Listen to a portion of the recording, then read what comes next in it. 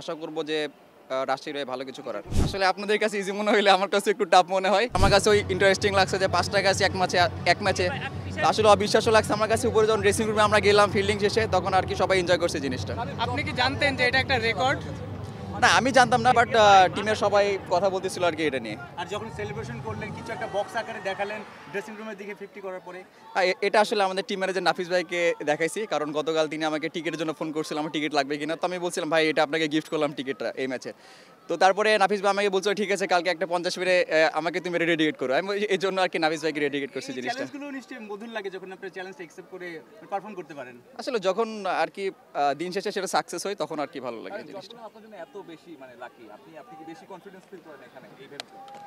কখনোই এমনভাবে কখনো চিন্তা করা হয় নাই, বাট চেষ্টা করি সব ম্যাচে ভালো কিছু কন্ট্রিবিউট করার টিমের জন্য। নিয়মিত রান করছে না, ওয়েস্ট ইন্ডিজ সিরিজেও আপনাকে দেখেছি রান করেছেন কিন্তু দল জিতছিল না, এখন রান করলেন দলকে জেতাতে পারলেন, নিশ্চয়ই এই অনুভূতিটা বেশি ভালো। অবশ্যই রান করার পরে যদি টিম জেতে, আসলে টিম ফার্স্ট, টিম যদি জেতে তাহলে অবশ্যই সবসময় ভালো লাগে। তো চেষ্টা করে যাচ্ছি যাতে কনসিস্টেন্টলি পারফর্ম করতে পারি এবং কনসিস্টেন্টলি টিমকে ভালো কিছু কন্ট্রিবিউট করতে পারি। বেশি মানে এনজয় করেন সাইফ অর আপনার বন্ধু ইমন?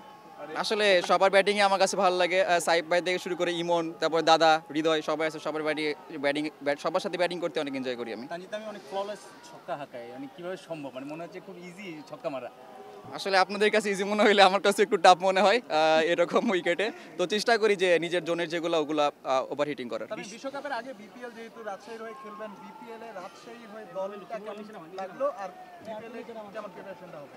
না, আলহামদুলিল্লাহ যতটুকু দেখেছি এবং কোচের সাথে আমার কথা হয়েছে, ওয়েল ব্যালেন্স টিম। তো আশা করব যে রাজশাহীর হয়ে ভালো কিছু করার। কোনো ব্যক্তিগত লক্ষ্য বিপিএল? কখনো এরকমভাবে চিন্তা করা হয় না। চেষ্টা থাকবে যে সব ম্যাচে যাতে কীভাবে টিমকে ভালো কিছু রান করে উপহার দিতে পারি এবং যাতে দিন শেষে যাতে টিম জেতে এইটুকু।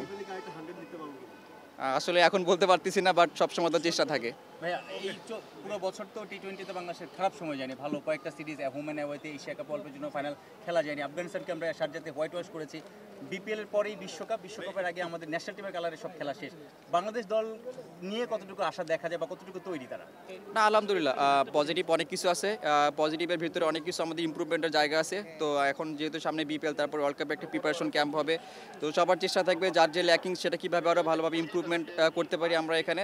যেহেতু পজিটিভভাবে একটা সিরিজ শেষ করতে পারছি, বছরটা শেষ, নেক্সট ইয়ার যাতে ওয়ার্ল্ড কাপে আমরা সেম এই পজিটিভ জিনিস নিয়ে যেতে পারি। আমি ওয়ার্ল্ড কাপের কথা বলছিলেন, আপনি দ্বিপাক্ষিক সিরিজগুলোতে দুর্দান্ত ব্যাটিং করেন, বেশ কিছু 50 আছে লাস্ট কয়েকটা সিরিজেও।